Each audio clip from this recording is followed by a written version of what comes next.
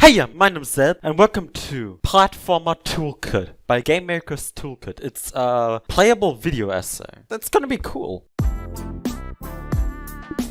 Hi, I'm Mark Brown, and this is the Platformer Toolkit, an interactive game design playground all about platformer character controllers. So, I want you to meet Kit. She's the protagonist of this platformer, but I'm really not happy with the way she controls. Have a play and see what you think. You can use a keyboard or a controller. Hit the continue button when you're ready. Oh god. Oh no. God. With space, okay. Okay, space, alright. Oh god, Sonic! I mean, could be better. She controls slippery as if everything is made out of ice! Okay, this doesn't feel great, right? No. Kit is really slippery, her jump is floaty, and the whole thing just feels a bit flat and lifeless. I guess, so, let's start tweaking things. You can now open the toolkit and get to work. Excuse me? Alright, welcome to the toolkit. This is where we can tweak Kit's variables to change the way she works, giving you a chance to see how different stats can change the way a platformer feels. We'll start with the run. Oh! You can grab this handle and move it up and down to change how fast Kit runs. And then this handle changes Kit's acceleration, or how long it takes to reach that max speed. And this one changes the deceleration, or how long it takes Kit to stop when you let go of the controls. Have a play and see how it changes the way Kit moves when she's on the ground. Instant movement. You can run around while the toolkit is open, or close it to return to the level. Hit continue when you're ready. I think a bit faster, maybe. Maybe a bit slower. Yeah. So a really long acceleration means you have to build up and maintain speed, like Sonic the Hedgehog. But a really short acceleration gives you a character who is super snappy and responsive, like in Celeste. There's no right answer here, it depends on the sort of gameplay you're after. For deceleration, having the character slide when you let go of the controls can make it easy to tumble off the end of platforms. As for top speed, well, that kinda depends on how much you can see. So let me unlock the camera panel. Click over when you're ready. I'm not really happy with it, but it's alright. Okay, so here we can change how the camera works. Okay. We can change the zoom level. A wide view might be good for a very fast character, for example. In the top right, we've got a few sliders. Damping makes the camera slowly ease into position rather than snap into place. And look ahead makes the camera, well, look ahead, because the traps and pits in front of you are more important than what's behind. I'm actually rather happy with the camera. Yeah, it's actually pretty decent. Like a bit damp, maybe a bit look ahead. No, I just like look ahead. Yeah, it looks good. There's a reason why game designers call it the 3 C's. Character, controls, and camera. The way we track and show the character's movement is just as important as the movement itself. But now, let's move on to the most critical part of any platformer, the jump. I've unlocked the panel, so click over when you're ready. Okay, now let's see. Okay, this is the jump panel.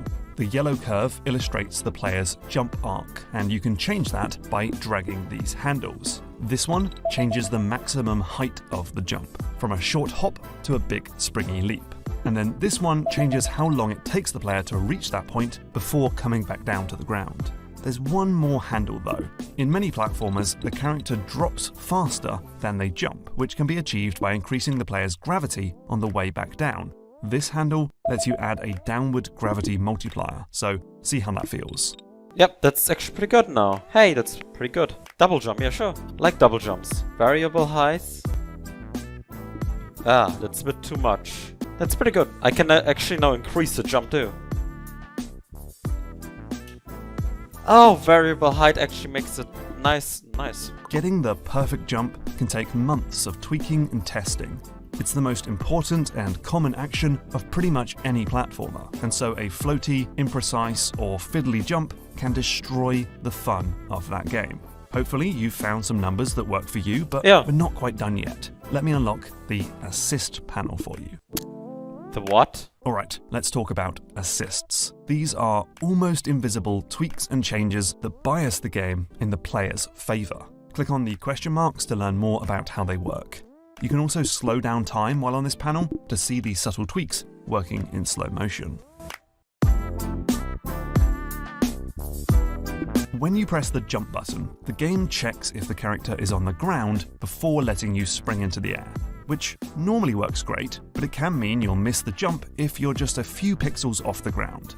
These two features remedy that. Coyote time lets the player jump for a few frames after running off the edge of a platform. Meanwhile, if you're coming down to earth and press jump before you hit the ground, Jump Buffer will remember your input for a few frames and then issue the jump as soon as you land.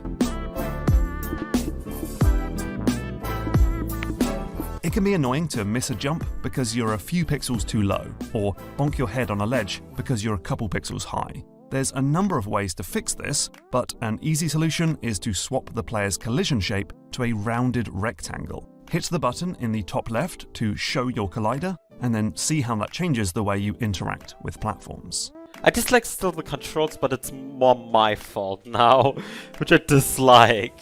I constantly miss jumps. A platformer is all about testing the player's skill and mastery of the controls, but that doesn't mean it needs to be pixel precise. That can feel frustrating and unfair. We sometimes want to recognize the player's intention rather than their exact commands, and so small cheats in their favor go a long way. Anyway, it's time for the final panel. Let's get juicy. What? Okay. There's some game design wisdom that says if a player does something a lot, make it feel good. And in a platformer, that's running and jumping. So on this panel, you can make various tweaks to the character's presentation, including particles, squash and stretch, a trail, a tilt, and sound effects. You don't always want to crank each handle to the max. Sometimes a little goes a long way.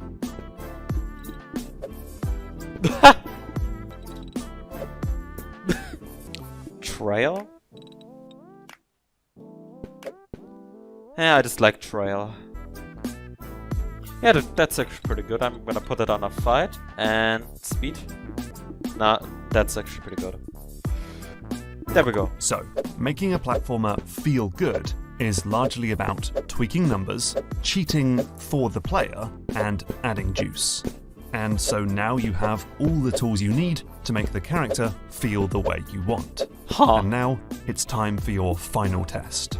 I've just unlocked the full level, and I want to see if you can make a character that feels good to control in this environment. Okay. Play with Kit's speed, air control, and juice to get something that feels tight, responsive, and fun. Okay. Now, it's important to note that in real game development, the level would usually be made to suit the character, not the other way round. So this stage will only support a very certain type of platformer hero. But give it a go and see what you come up with. Alright, cool. I hate the running. I hate it. I just like that when I jump, all the fucking shit is gone. Acceleration. Oh, jump cutoff, yeah. Air acceleration is important. Air control perhaps too, yeah. Anyway, let's see. Oh, okay. That's how the word looks. Perhaps I'm gonna put down the jump height. Yeah, 3.5. Now, let's see. Did I turn off variable height? Variable jump height has been in platformers since Super Mario Bros. The longer you hold down the jump button, the higher the character goes.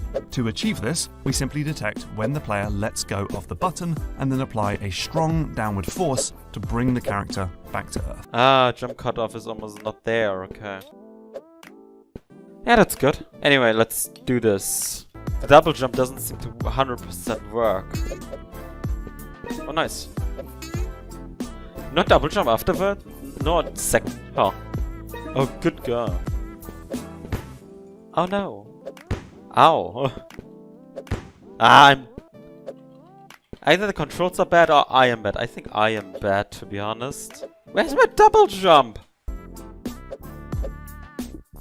And there we have it. As a special treat for making it this far, I've unlocked preset drawers on the running and jumping panels, which will approximate the stats of characters like Super Mario and Super Meat Boy.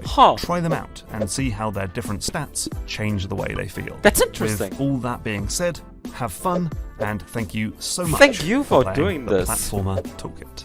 That's amazing. Mario.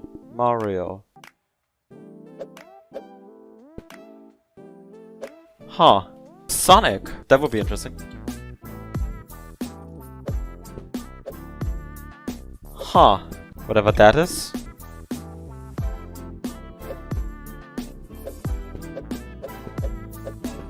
Meat Boy? Weird. Okay, cool. It's cool. I'd say that that's it for today. And don't forget, we'll meet each other. I'll see you tomorrow.